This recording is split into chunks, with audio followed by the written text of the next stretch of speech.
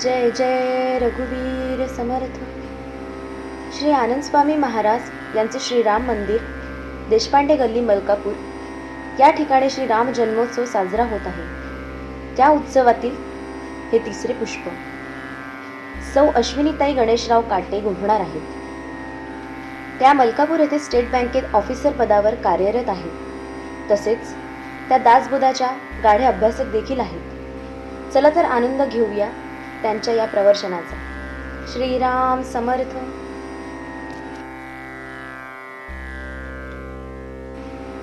वक्रतुंड महाकाय सूर्यकोटी समप्रभ निर्विघ्नं कुरु मे देवो सर्वकार्येषु सर्वदा.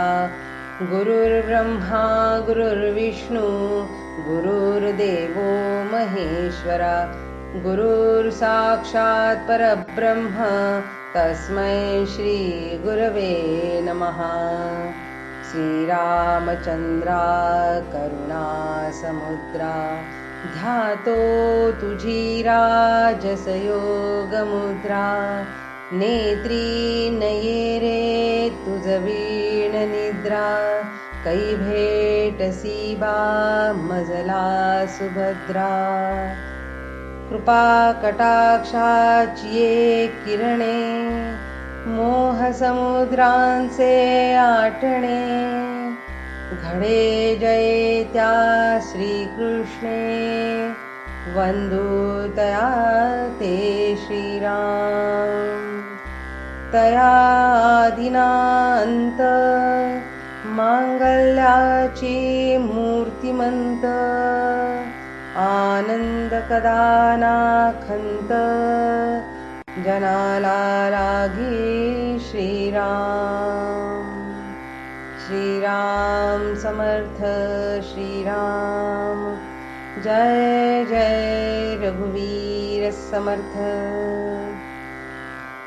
श्री प्रल्हाद महाराज यांच्या पदस्पर्शाने पावन झालेले, त्यामध्ये श्री आदरणीय भाऊसाहेब मेरेकर यांच्या कृपाशीर्वादाने आणि प्रेरणेने रामजन्म उत्सव सुरू झाला असून तो आज तागत अविरतपणे चालू आहे.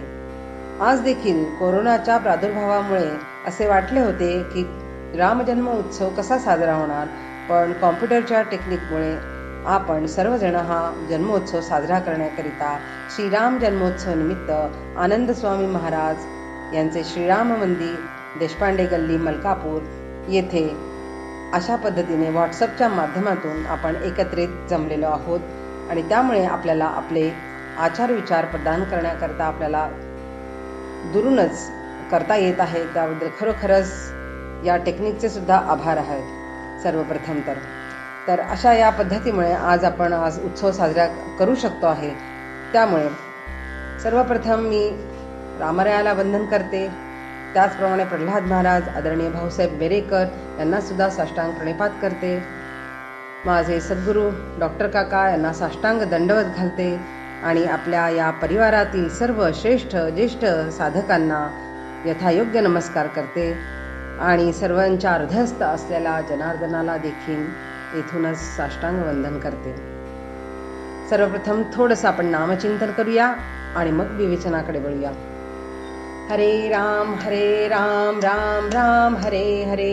हरे कृष्ण कृष्ण कृष्ण हरे हरे. हरे राम राम राम हरे हरे. हरे कृष्ण कृष्ण कृष्ण हरे हरे. हरे राम राम राम हरे हरे. हरे कृष्ण कृष्ण कृष्ण हरे हरे. जय जय रघुवीर समर्थ. काल आणि परवा असे 2 पुष्प आपल्या इथे गुंफल्या गेलेले आहेत. त्यात त्यांनी बरंच काही रामाच्या विषयी बरंच काही सांगितलेलं आहे.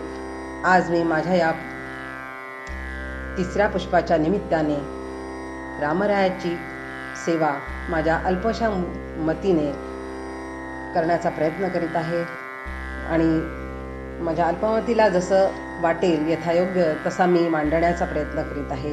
तरी तो तुम्ही गोड करूनच घ्याल ही अपेक्षा आहे. असो, आमच्या सद्गुरू महाराजांच्या गुरुपौर्णिमेच्या निमित्ताने आम्ही जेव्हा अकोल्याला जमलो होतो तर त्यावेळेला गुरुपौर्णिमा उत्सवानिमित्त एक आमच्या गुरुभगिनी ज्या होत्या त्यांनी एक सुंदर छोटीशी कथा सांगितली होती.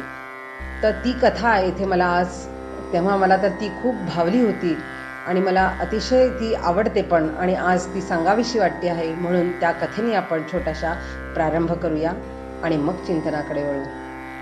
तर ती गोष्ट अशी की आपली भारतीय संस्कृती किती महान आहे आणि त्या संस्कृतीमुळेच आज आपण भारत देश आपला आजच्याही काळात टिकून आहे. अशी ही भारतीय संस्कृती, तिचं महत्त्व काय आहे एवढं मोठं की जे सर्व देश जे आहे ते आपलं संस्कृतीचे गुणगान गातात आणि त्याचा रिसर्च करतात आहे.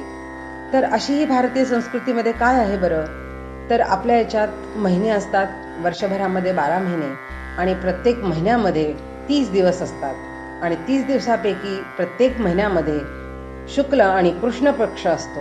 तर ते 15-15 दिवसाचे असतात, शुक्ल आणि कृष्ण पक्ष. तर त्या शुक्ल आणि कृष्ण पक्षामध्ये 15 दिवसांच्या 15 तिथ्या आहेत. तर प्रत्येक तिथी आपल्याला माहिती आहे, प्रतिपदा, द्वितीया, तृतीया वगैरे असे. तर आपण त्या तिथीचं थोडंसं चिंतन करू पहिल्यांदा. तर प्रतिपदा जी म्हटली की आपल्याला काय बरं आठवतं, तर प्रतिपदा म्हटली की आपल्याला पटकन आठवण येते ती बलिप्रतिपदा. आता बलिप्रतिपदा म्हणजे काय, आता बली कोण होता, त्याच्या नावाने प्रतिपदा ही तिथी का स्मरणात राहते आहे, तर बली हा आत्मनिवेदनी मुक्त झाला. म्हणजे बळी सारखा एक दैत्य जो होता, दैत्यकुळात जन्माला आलेला होता, त्याने सुद्धा आत्मनिवेदन भक्ती केली होती आणि त्या आत्मनिवेदन भक्ती करून सुद्धा तो आत्मनिवेदन भक्ती करून मुक्त झाला. तर तो दैत्यासारखा कुळात जन्मलेला जर बली मुक्त होऊ शकतो आहे, तर आपण का नाही होऊ शकत. म्हणून या प्रतिपदेला त्याची आठवण, त्याचे स्मरण केले जाते की त्याच्याप्रमाणे आपण देखील नामचिंतन करून भक्ती करून मुक्त होऊ शकतो. तसेच द्वितीया तिथी म्हटली ती आठवण येते यमद्वितीया. यमद्वितीया म्हणजे यमाचे स्मरण. आता यमाचे स्मरण म्हटलं तर ऐकायला तरी कसं तरी अवघड वाटतं ना, विचित्र वाटतंय. यमाचे स्मरण का करावे, तर यमाचे स्मरण याच्याकरिता की यमाची अवकृपा आपल्यावर होऊ नये. अवकृपा म्हणजे काय की मृत्यू हा आपल्याला येणारच आहे आज न उद्या, पण हा मृत्यू कशा पद्धतीने यावा त्यासाठी त्याची अवकृपा होऊ नये त्याकरिता त्याचं स्मरण. आणखीन एका ठिकाणी हरिपाठामध्ये माऊली म्हणते, नाम जर घेतले तर यम कुळ गोत्र वर्ज्यले. म्हणजे जर नामचिंतन केलं तर यम आपल्यावरच अवकृपा होऊ देत नाही, तर आपल्याशिवाय आपलं सर्व अख्खं कुळ गोत्र सुद्धा तो त्याच्यापासून संरक्षण करतो.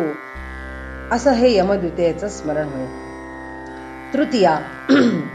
तृतीया म्हटलं की आपल्याला चटकन आठवण येते ती अक्षय तृतीयाची. आता अक्षय तृतीया तर मधला अक्षय म्हणजे काय, तर अक्षय म्हणजे जे शाश्वत असतं ते. आता शाश्वत म्हणजे ज्याचा क्षय कधीही होत नाही. मग आपल्याला अक्षय काय बरं हवं असतं आपल्या नेहमीच्या आयुष्यामध्ये, तर आपल्याला पैसा, सुख, संपत्ती, सुविधा इत्यादी प्रकारचे आपल्याला हे जे अक्षय आहे असं आपण मानतो ते हवे असतात.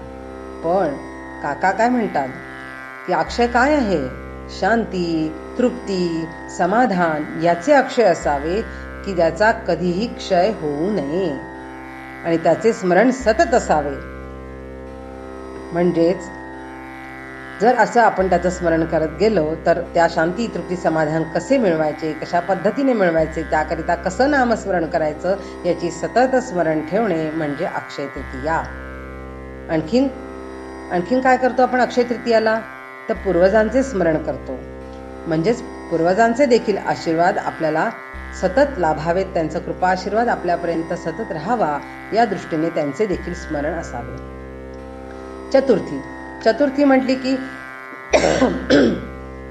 गणेश चतुर्थी आठवते. गणपती म्हणजे काय की जो गणांचा पती. आता गण म्हणजे काय, तर इंद्रिये. तर इंद्रियांवर जय मिळवणे इंद्रियांचा पती गणांचा पती म्हणजे इंद्रियांचा पती म्हणजे इंद्रियांवर ज्याने जय मिळवला आहे तो असा तो गणपती. तर त्याचे स्मरण म्हणून चतुर्थी साजरी करतो. पंचमी. पंचमीला म्हटलं की काय आठवण येते पहिल्यांदा? नागपंचमी. आता नागपंचमी म्हटली की पशु पक्षी जीव जंतू हे देखील आज आपल्या निसर्गात आपल्या बरोबरीने आपल्याला निसर्गाचं जे चक्र आहे ते राखण्यासाठी त्यांची पण अत्यंत जरुरी आहे. आणि जे की आज कमी कमी होत चाललं आहे त्यांचं संवर्धन व्हावं, संरक्षण व्हावं, त्याकरिता नागपंचमीचे स्मरण देखील करायलाच पाहिजे. त्याचप्रमाणे ऋषीपंचमी देखील आपल्याला लक्षात ठेवण्यासारखीच आहे. कारण वेदांचे ज्ञान आपल्यापर्यंत आज जे पोहोचले आहे असे ते ऋषी, त्यांचीही तिथी आहे ऋषी पंचमी. त्या ऋषींचे देखील स्मरण करायलाच पाहिजे, कारण त्यांच्यामुळेच तर आज आपण येथेपर्यंत आहोत, आपली संस्कृती टिकून आहे. आणखीन काय? रंगपंचमी. रंगपंचमीला रंगांची उधळण करतात. तर ह्या सगळ्या शाश्वत अक्षय जे तत्व आहे त्याची उधळण नेहमी आपल्या आयुष्यात आपण करायला हवी, म्हणून त्याचे स्मरण करायला हवे. षष्ठी. षष्ठी म्हणजे काय आठवतं? तर नाथ षष्ठी म्हणजेच संतांचे स्मरण करायला हवे. ज्या संतांचे जे काय सद्विचार आहे, त्यांचे गुणगौरव आहे ते आठवून त्यांनी सांगितलेले विचार आपल्या आचरणात आणण्यासाठी संतांचे स्मरण हे करायलाच हवे. सप्तमी. सप्तमी म्हटलं तर काय की रथसप्तमी आठवते. रथसप्तमी म्हणजे सूर्य तेजाची उपासना. तेजाची उपासना कशासाठी? तर आपल्यामध्ये देखील त्याचं तेज आपल्यामध्ये निर्माण व्हावं. आणि ते तेज कशामुळे येणार आहे? तर आपण सतत नामचिंतनात जर असू म्हणजे तर त्याचं तेज आपल्या मुखावर आपोआप येतं. अष्टमी. अष्टमी म्हटलं की तर एकच आठवते, ती म्हणजे कृष्णाष्टमी. कृष्ण म्हणजे हा विष्णूचा 8वा अवतार आहे, देवकीचा 8वा पुत्र आहे. त्यांच्या लीलेचं वर्णन म्हणजे 8वी तिथी ही आपण लक्षात ठेवायला अगदी गरजेचं आहे. त्यांचं गुणवर्णन करावं, त्यांचा गौरव व्हावा, आठवावा आणि त्यांनी सांगितलेल्या मार्गावर चालावं. त्यांनी जे काय आपल्याला भगवद्गीता म्हणा किंवा आणखीन अनेक जे आपल्याला मार्गदर्शनपर सांगितलेलं आहे ते आपल्या आचरणात आणण्याकरिता कृष्णाचं स्मरण. कृष्णाष्टमी. अष्टमी. नवमी. नवमी म्हणजे काय? तर रामाची नवमी. नवमीचा उत्सव. नवमी कोणाची? तर रामाची. आणि मग रामाने नवमीच का निवडली हो? कारण आईच्या गर्भामध्ये 9 महिने जे आपण थांबतो, असे हे 9 महिन्यांच्या ज्या येरझाऱ्या आपल्या आहे त्या येरझाऱ्या आपल्या थांबल्या पाहिजेत.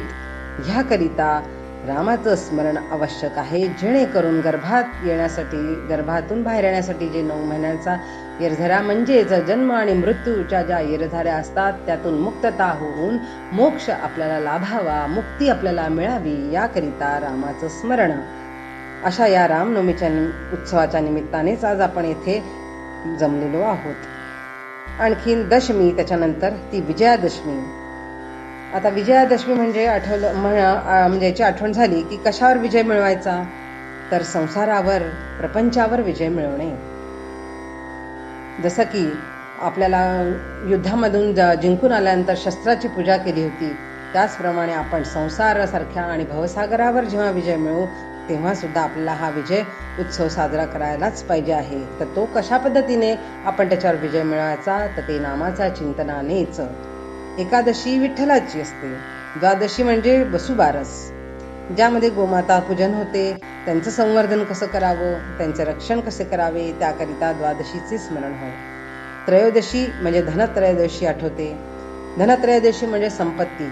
आता संपत्ती म्हटले की आज प्रत्येक जण संपत्तीच्या मागे लागलेला आहे. मग ती संपत्ती कोणत्या मार्गाने मिळवावी, कशी मिळवावी, ह्याच्यासाठी सतत आपल्याला ते स्मरण राहावं आणि ती संपत्ती नेहमी चांगल्या मार्गानेच मिळवावी, याकरिता चिंतन रामाचेच करायला हवे. चतुर्दशी म्हणजे नरक चतुर्दशी. नरक चतुर्दशी म्हणजे नरकाचं स्मरण. नरकाचं स्मरण म्हणजे का? ते तर तिथे आपल्याला नरकात जायला नको म्हणून. आणि मग नरकात जायचं नाही म्हणजे आपण कसं वागायला पाहिजे आहे, काय करायला हवं आहे, त्याचं सतत स्मरण आपल्या आयुष्यात वागताना आपल्याला राहिलं पाहिजे. याच्याकरिता नरक चतुर्दशी म्हणजे चतुर्दशीचे स्मरण होय. त्यानंतर पौर्णिमा. पौर्णिमा म्हणजे गुरुपौर्णिमा. बाकीच्या सगळ्या तिथ्या ज्या आहेत ना त्या अपूर्ण आहेत, पण ही तिथी मात्र पूर्ण तिथी आहे. कारण श्री गुरु सद्गुरु हे एकमेव असे आहे की आपल्याला ते पूर्णत्वास नेतात. अशी ही गुरुपौर्णिमा होय. तर हे त्या दिवशी गुरुपौर्णिमेच्या निमित्ताने त्यांनी सांगितलेली होती.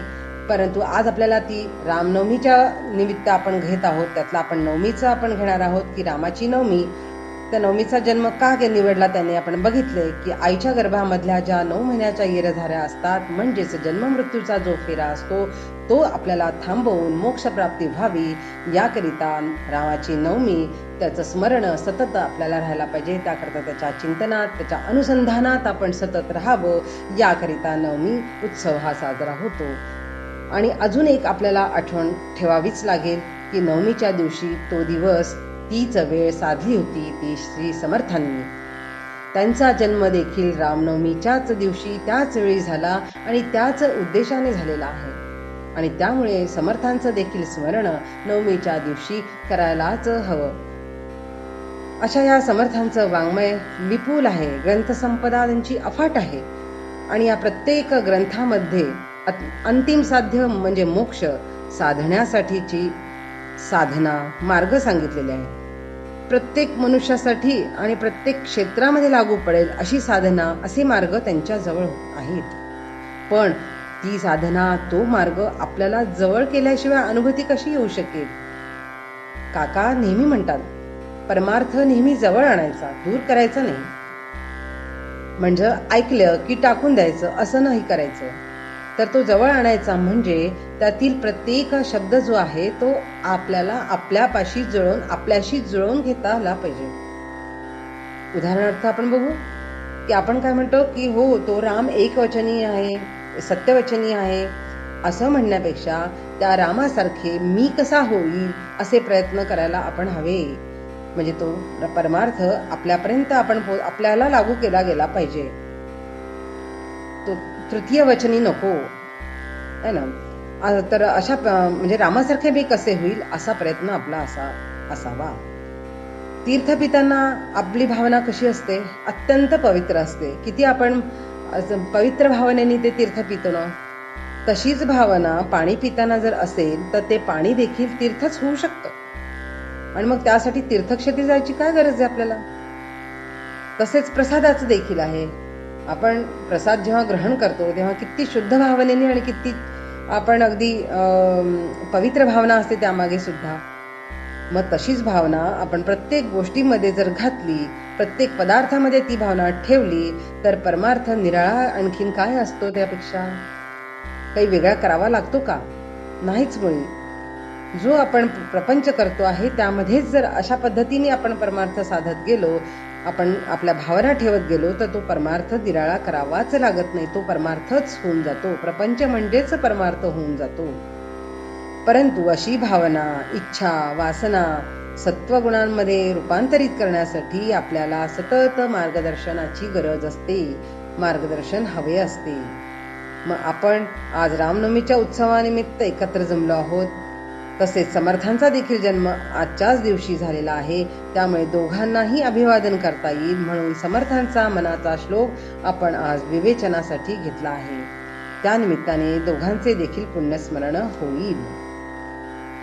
आता पुण्यस्मरण होईल असं म्हटल्यानंतर स्मरण, तर स्मरण म्हणजे काय? आपण नेहमी काय म्हणतो? भगवंताच्या अखंड नामस्मरणात असावे. आपल्या स्मरणात अखंड भगवंत पाहिजे. मग स्मरण म्हणजे आपण बघू काय असते. भगवंताचे अखंड गुणगान ऐकणे म्हणजे श्रवण होय.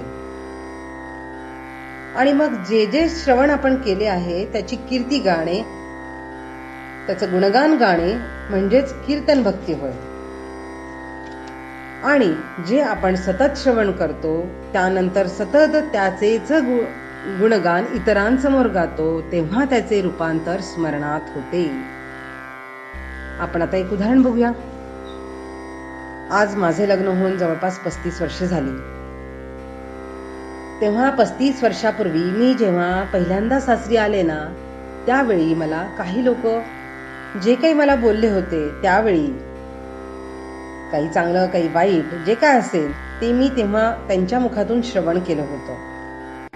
पण त्या श्रवण केलेल्या गोष्टी मी पुन्हा पुन्हा वेळ आली, आठवण आली की त्या गोष्टी पुन्हा सातत्याने इतरांना सांगितल्या. प्रत्येक वेळा वेळ आली की सांगितल्या. ज्या चांगल्या होत्या वाईट होत्या, जशी वेळ आली तशी त्या इतरांना सांगतच गेले. मग काय झालं, अशामुळे सतत सतत ऐकलेलं सांगत गेले, त्यामुळे त्याचे रूपांतर स्मरणात झाले. काका म्हणतात, नेहमी सांगतात आणि की नामाचं उच्चारण नुसतं करू नका. नाम जे आहे ते नुसतं स्वरयंत्रात ठेवू नका. आपण टीव्ही बघताना नाम घेतो, मग त्यावेळेला काय होतं, स्मरणात असतो प्रपंच, म्हणजे लक्ष असतं सगळं प्रपंचात, आणि उच्चारणात असतो फक्त राम येतो. इकडे माळ जपतोच आहे पलंगावर बसून, पण लक्ष सगळं घरात, कोण काय करते कोण काय नाही करत आहे तिकडे. एकीकडे टीव्ही बघत असतो, सिरियल प्रमाणे त्या पात्रांशी एकरूप होत असतो, म्हणजे स्मरण असतं प्रपंचाचं आणि फक्त उच्चारण असतं रामाचं. पण असे न होता याच्या उलट आपल्याला करायचं आहे. याच्या उलट आपल्याला व्हायला पाहिजे आहे की स्मरणात नाम पाहिजे आहे आणि केवळ उच्चारणात प्रपंच करता आला पाहिजे. तेव्हा ते खऱ्या अर्थाने नामस्मरण होईल. आणि हे जे काय आपल्याला संत लोक जे दिसतात आहे ते आपल्यासारखेच दिसतात. आपल्याला ओळखू पण येत नाही की हे संत आहे मोठे, कारण सगळं दिसणं तर आपल्यासारखंच असतं, पण आपण नेहमी प्रपंच स्मरणात ठेवत नाही. तर स्मरणात आपल्या प्रपंच स्मरणात असतो, ओठी नाम असतं, पण त्यांचं ओठी फक्त प्रपंच असतो, पण स्मरणात मात्र अखंड नामस्मरण असतं, अगदी आपल्या उलट असतं. त्याच्यामुळे त्यांचं वृत्ती एकदम शांत, चित्त एकदम शुद्ध झालेलं असतं, त्यांच्या भावना एकदम स्थिर झालेल्या असतात. आणि म्हणून समर्थांनी सुद्धा या तिसऱ्या भक्तीला नामस्मरण असे म्हटलेले आहे. नाहीतर नाम उच्चारण असं देखील त्यांना म्हणता आलं असतं, पण किती सार्थ नाव दिलंय त्यांनी की हे नामस्मरण होय. आणि या नामस्मरणाने काय काय होऊ शकतं. तर अशी ही भक्ती आपल्याला करता यावी, जेणेकरून आपण आत्मारामाचा अमरत्व अनुभव घेऊ शकू. आणि म्हणून आपण आज मनाच्या श्लोकाचे चिंतन करून ती अवस्था प्राप्त करण्याचा छोटासा प्रयत्न करणार आहोत. आज आपण आधारासाठी श्लोक घेतला आहे, प्रभाते मनी राम चिंतित जावा. तो आहे 76वा, पण आपण नंतर बघूच तो कोणता श्लोक घेतलाय, शेवटचा घेतलाय मी. परंतु प्रभाते मनी राम चिंतित जावा ही जी ओळ आहे, ही 67 क्रमांक ते 76 या 10 श्लोकामध्ये एकच ओळ प्रत्येक श्लोकामध्ये समर्थांनी घेतली आहे. याचं कारण काय असेल बरं? आपण आत्ताच बघितलं की सतत जी गोष्ट आपण ऐकतो, श्रवण करतो आणि मग त्याचं सतत उजळणी करतो, त्याची कीर्ती गातो, तीच गोष्ट आपल्या कायम स्मरणात राहते. आणि म्हणून समर्थांना हे चांगलंच माहिती होतं की सर्वसामान्य लोकांची कीर्ती गाण्याची गोष्ट किंवा विषय कोणते असते, तो म्हणजे माझा संसार, माझी संपत्ती, माझे मुलं, माझे दुःख इत्यादी इत्यादी इत्यादी.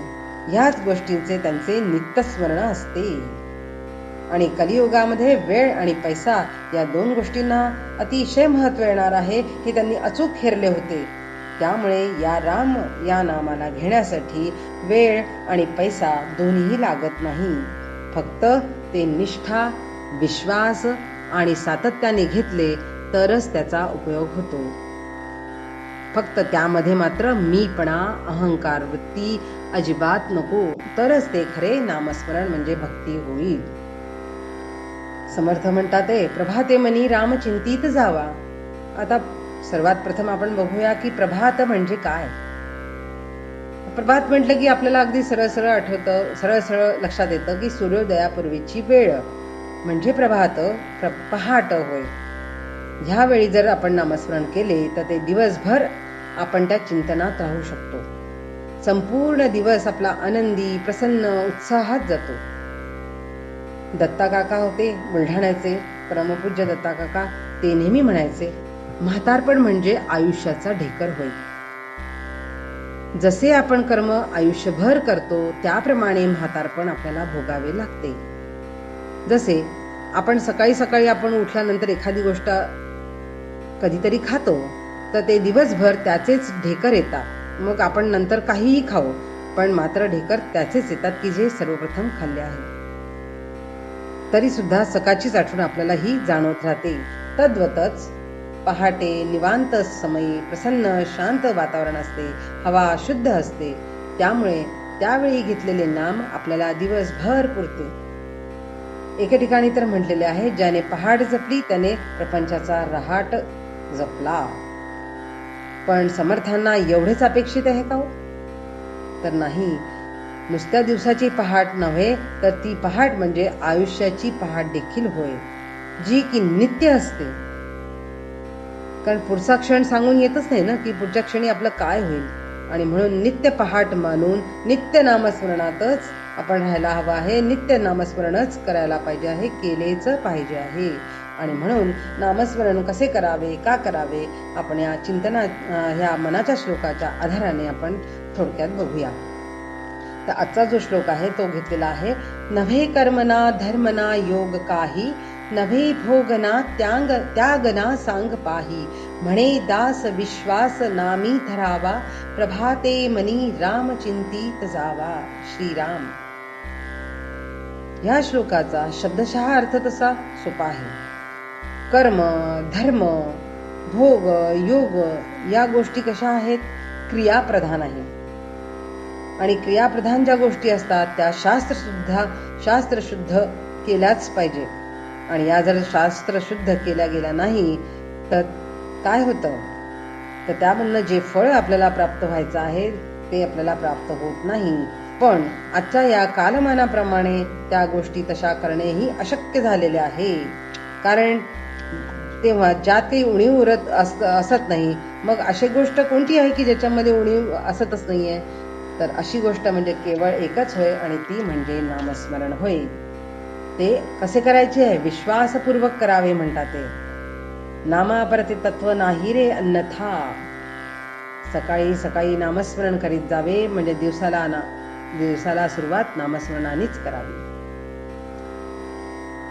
आता माणसाच्या हातून धड कर्मभा मार्गाचे आचरण होत नाहीये, धड धार्मिक वृत्तीने पण जगणं होत नाहीये, धड योगाचा पण अभ्यास होत नाहीये, धड देहसुख देखील भोगणं होत नाहीये. मग श्री समर्थ म्हणतात की मग माणसाने नामावर तरी विश्वास ठेवावा ना. कारण काय होतं की नाम जेव्हा घेतो त्यावेळेला नाम इतकं सोपं आहे आणि इतकं सहज उपलब्ध आहे आणि विनामूल्य आहे की त्यामुळे त्याच्यावर लवकर कोणी विश्वास ठेवत नाही. कारण सगळ्यांना माहिती आहे की जी गोष्ट आपल्याला फुकट मिळते ना त्याची किंमतच नसते.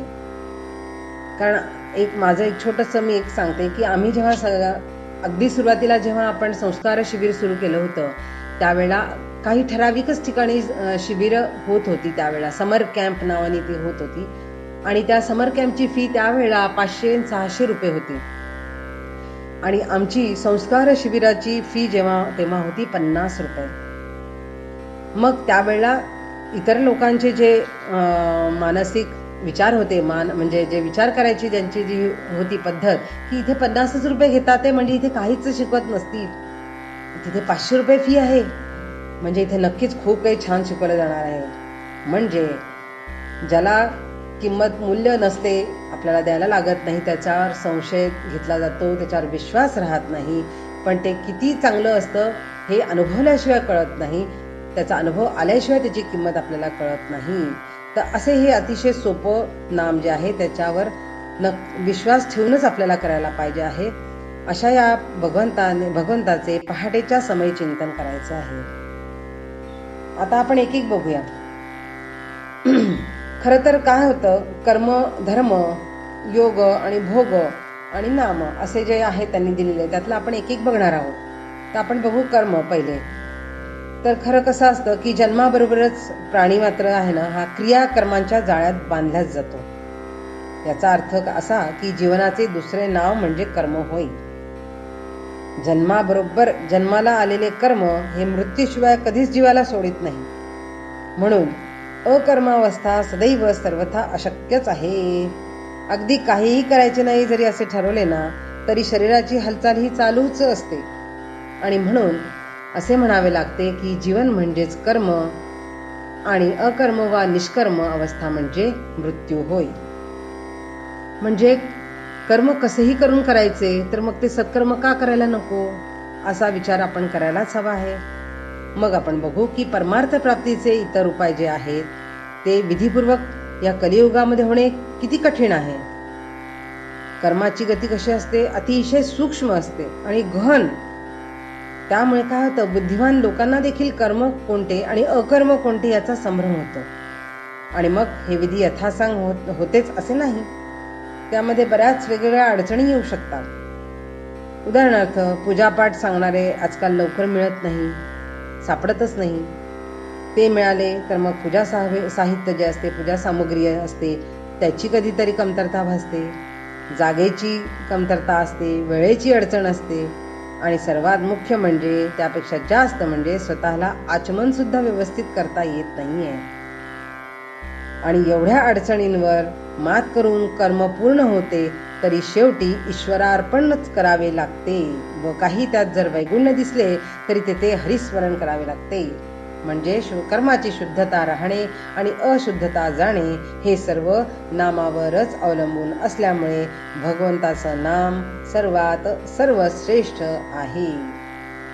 कर्मी कर्म विगुण होत, तेथ स्मरावा मी अच्युत, नामे न्यून ते संपूर्ण होत, हे सामर्थ्य नामाचे. असे हे नामाचे सामर्थ्य आहे. आपण आता बघू धर्म. धर्मासंबंधी पंडितांमध्ये निरनिराळी मते आहेत. कोणी आचाराला महत्त्व देत आहे तर कोणी अहिंसेला देत आहे. पण खरं तर धर्म म्हणजे कसा आहे, जीवन व्यवस्थेचे नियम. समाजाने समाज व्यवस्थेसाठी तयार केलेली धारणा, व्यवस्थेची चौकट म्हणजे धर्म होय. कर्म कसं जन्माबरोबर उपजतच प्राप्त होते आणि धर्म वंशपरंपरेने माणसाला चिकटतो. भगवंत उद्धवाला धर्माचे गुह्य सांगताना म्हणतात, ऐक उद्धवा निज परम, गुह्य सांगेन मी परम, माझी भक्ती जे सप्रेम, उत्तम धर्म तो जाण. आणि तसेच समर्थ देखील म्हणतात, सकळ धर्मांमध्ये धर्म, स्वरूपी राहणे हा स्वधर्म.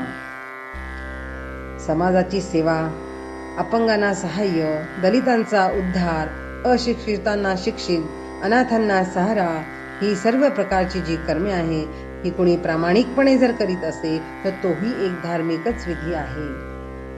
एक प्रकारे ईश्वराचीच सेवा ते करीत आहे. संतांनाही जे का रंजले गांजले, त्यासी म्हणे जो आपुले, तोची साधू ओळखावा, देव तेथेची जाणावा, असेच म्हटलेले आहे. मनुष्याने असेच आचरावे असाच आपला धर्म सांगतो. हा धर्मच मग समाजधारणेसाठी कुठले कर्म योग्य आणि कुठले त्याज्य ते ठरवितो. आणि यामुळे स्थळ, काळ, परिस्थितीनुरूप प्रत्येकाचे धर्म आणि कर्म वेगवेगळे असते. भौतिक पातळीवर धर्म कर्म भोग त्यागात फरक असला, जसं आपण बघितलं आता की स्थळ काळ या परिस्थितीनुरूप प्रत्येकाचे धर्म कर्म वेगळं होतं, पण भौतिक पातळीवर ते वेगळं फरक असला तरी आत्मिक पातळीवर मात्र अशा तऱ्हेचा फरक असण्याचं कुठलंच कारण दिसून येत नाही. कारण माणसाचे जीवन असे भौतिक आणि आत्मिक, लौकिक आणि अलौकिक, आत आणि बाहेर अशा दोन दिशांचं जे आहे त्याच्या मध्यभागी माणसाचं जीवन आहे. असं मध्यभागी जेव्हा माणसाचं जीवन आहे तर एक दिशा जी जाते आहे ही भौतिक सुखाकडे आहे, लौकिकाकडे आहे आणि बाहेर जाणारी आहे, तर दुसरी दिशा जी आहे ती अंतर्मुख करणारी आहे.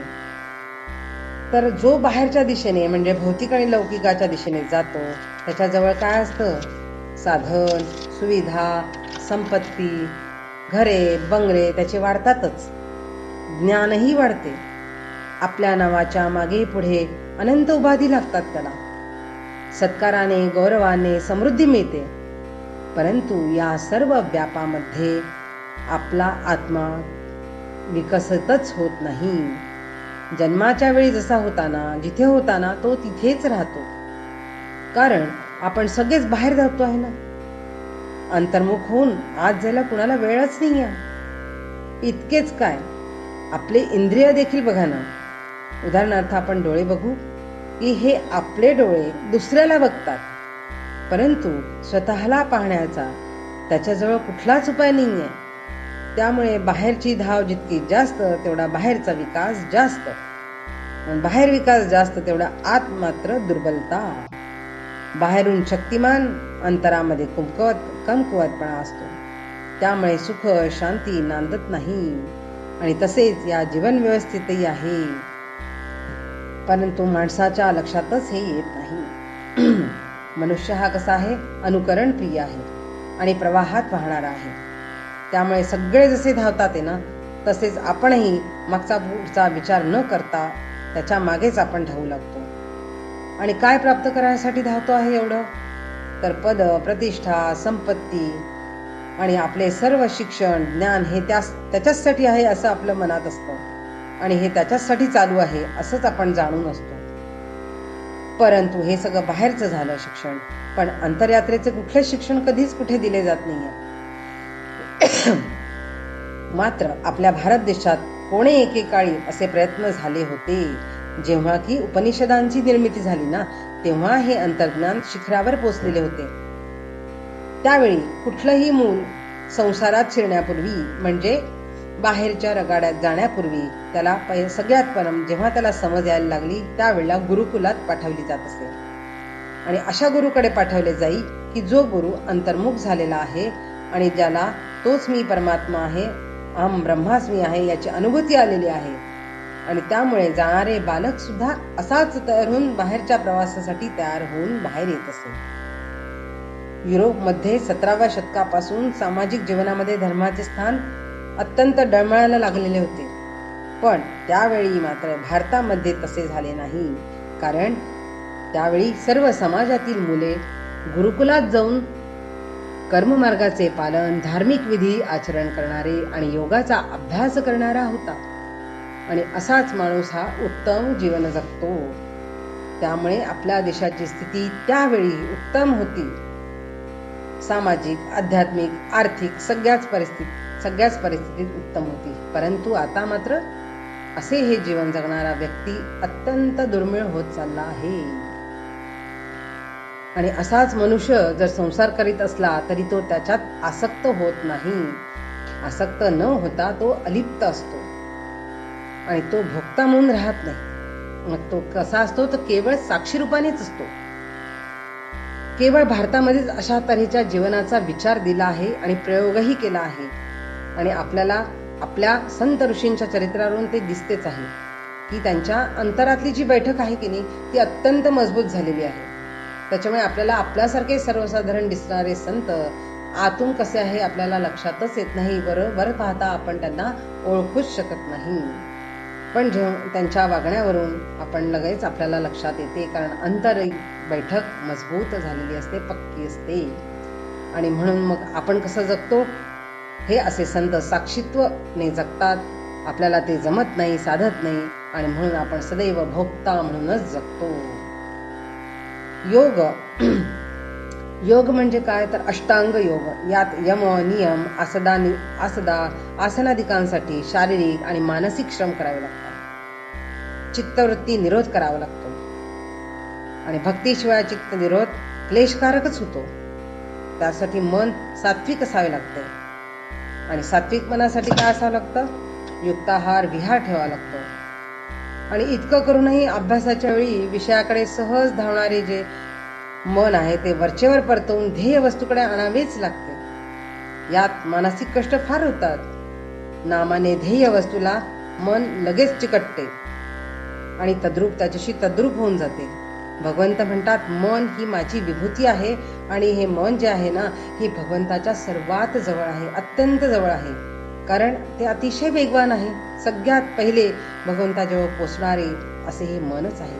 पण मात्र या मनाची दिशा ही योग्यच असायला हवी आहे, अन्यथा उलटेच व्हायचे. भोग, कितीही द्रव्य मिळवले, विषय भोगले तरी त्यात कृतार्थता वाटत नाही किंवा समाधान उत्पन्न होत नाही. हा अनुभव सर्वांनाच आहे. एखाद्या भोक्त्याला जरी स्वर्गात टाकले ना, तरी तो दुःखाच्या बाहेर पडूच शकत नाही. कारण भोगी मन जे आहे ते सदैव दुःखी असते आणि जेवढे त्याला मिळते ना ते कमीच वाटते आणि अजून मग मिळवण्याच्या मागे तो लागतो आणि शेवटी मिळवता मिळवता काय पडतं पदरात, तर दुःखच. आणखीन एक गोष्ट म्हणजे भोगी कसा असतो, त्याच्या मनाच्या वासना अनंत असतात, त्या कधीच पूर्ण होत नाही. परंतु जो साक्षीत्वाने राहतो तो दुःखाकडे बघतो, पण त्याला त्याची बाधा होत नाही, आणि तेवढ्याच अलिप्तपणे तो सुखाकडे पण बघतो. सुख आणि दुःख हे दोन्ही त्याच्याकरता सारखेच असतात.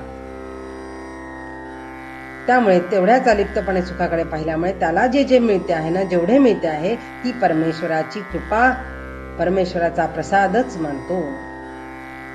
जसा एखादा कोळी आपल्या भोवती जाळे विणतो ना, तसेच साक्षी मनुष्य जो आहे, साक्षीत्वाने जो राहणारा मनुष्य आहे, तो आपल्या भोवती सुखाचे जाळे निर्माण करीत असतो. त्याच्यामुळे तो कधीही दुःखी होणे शक्यच नाही. हे साक्षीत्व म्हणजे समर्थांना अभिप्रेत असलेले नाम किंवा आत्मारामच आहे. हे साक्षीत्व कर्माने, योगाने, धर्माने, भोगाने प्राप्त होत नाही, तर केवळ नामाच्या बोधानेच, त्याच्या अनुसंधानामुळेच होते. भजनात होणाऱ्या एकाग्रतेमुळेच समाधान होते. मनी प्रकटता श्रीहरी, तो इंद्रियातही भजनानंदू. त्याग म्हणजे कर्मफळाची इच्छा सोडणे.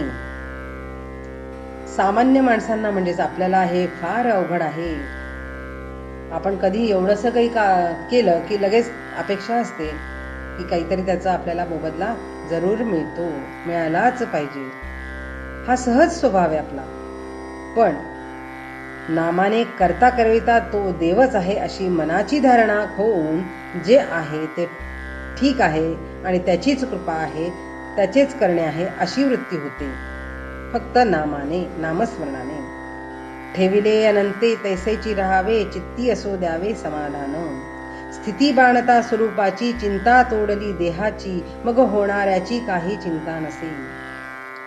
सारांश काय तर कर्म, धर्म, योगदिकांचे फल, आत्मसंतोष हेच आहे.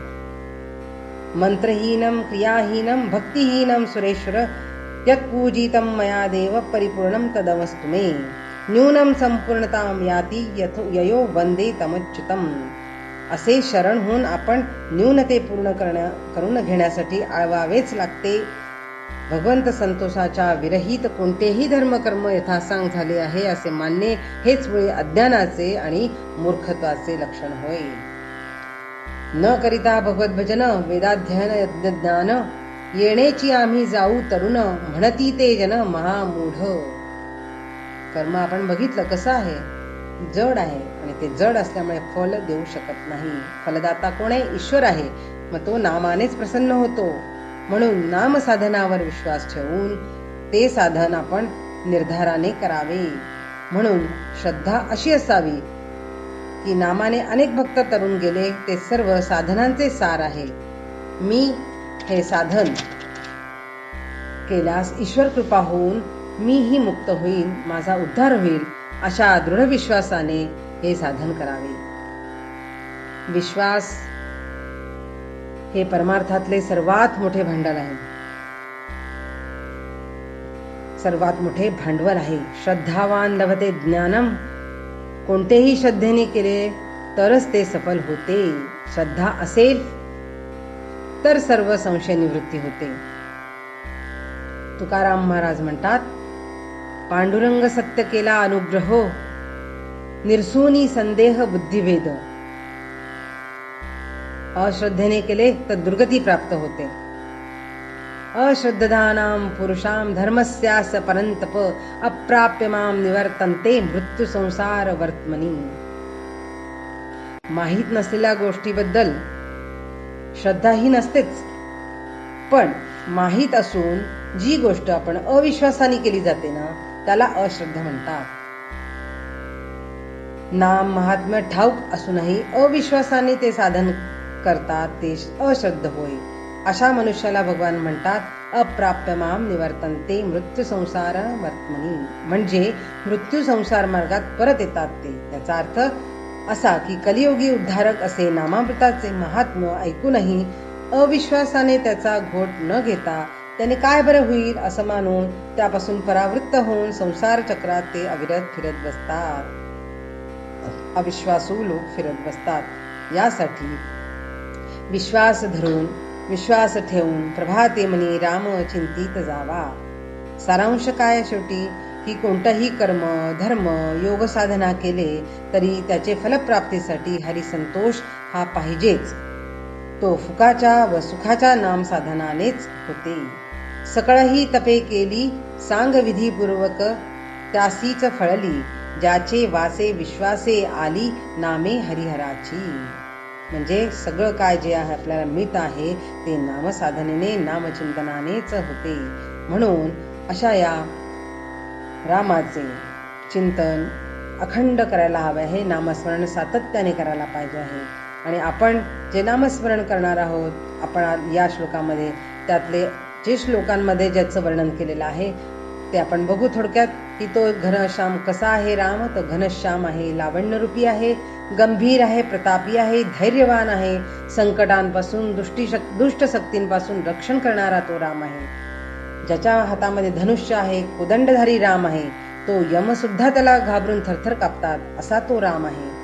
आणि ही रामभक्ती ही सुख, अशा या रामाची जर भक्ती केली तर ती सुख आणि आनंद देणारीच आहे. तसेच भय निवारण पण आहे. आणि सद्विवेक उपयोगात आणून अनितीचे आचरण करू नये, द्वेष मत्सर सोडावा, हे रामचिंतनाने होते. नित्यस्मरणाने संकटे येत नाही, आली तरी संकटे सहन करण्याची शक्ती देतो. पण अशा नामस्मरणात आळस अहंकार यायलाच नको. नामस्मरणाने देहाचे मनाचे रोग नाहीसे होतात. दान धर्म नामस्मरण यामुळे पुण्य वाढते.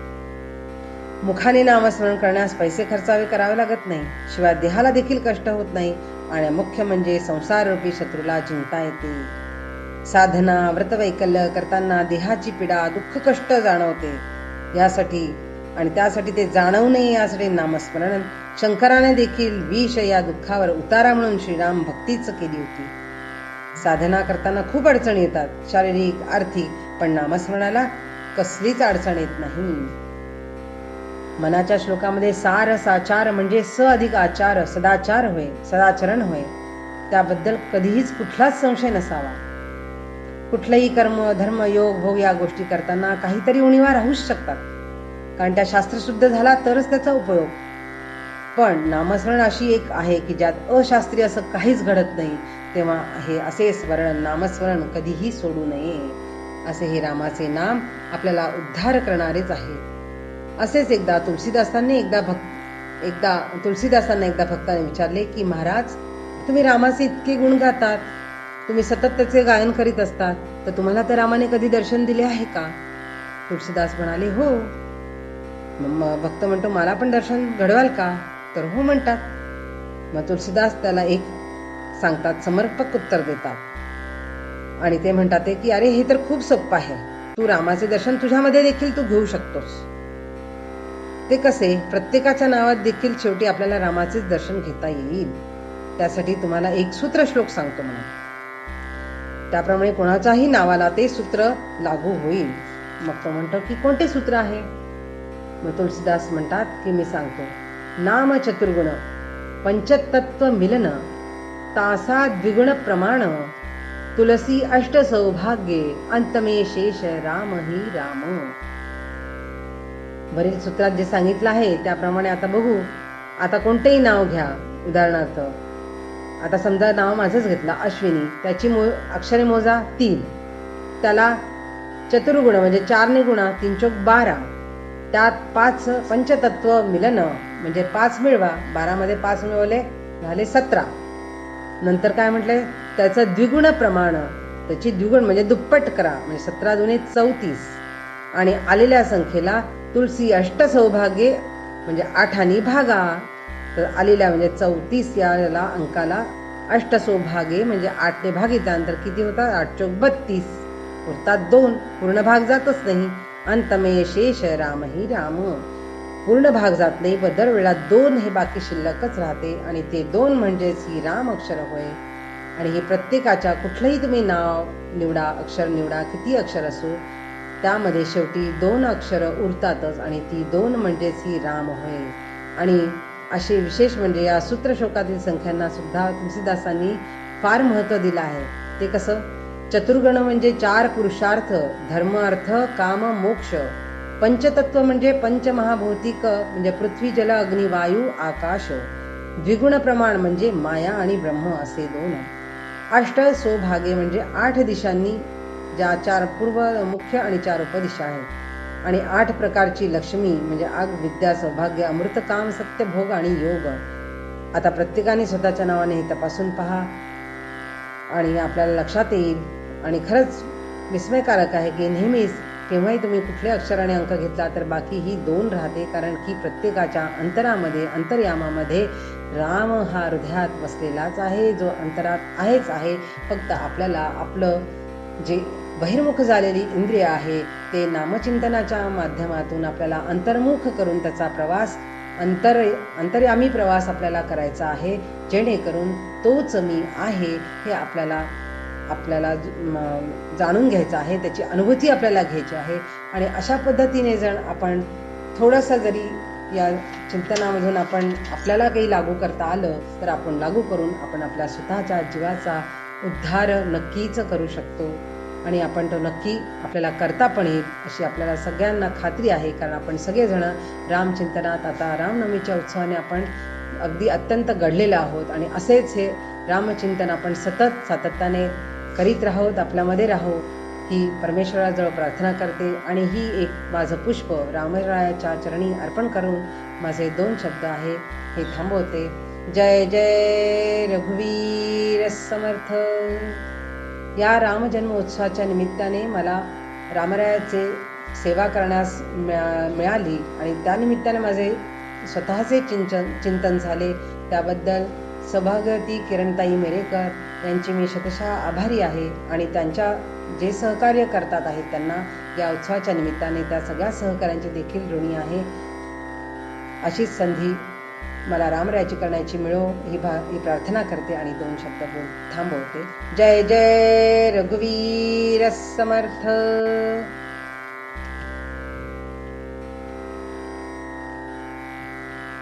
जय जय रघुवीर समर्थ.